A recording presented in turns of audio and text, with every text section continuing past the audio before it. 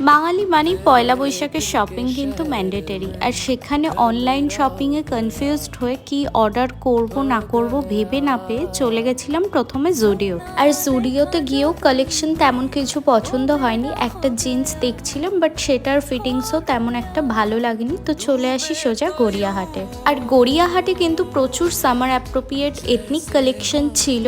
তো এই সপ্তাহে 400 করে 3 পিস সেট পাওয়া যাচ্ছিল, তো আমি একটা 3 পিস সেট নিয়ে নিই এখান থেকে।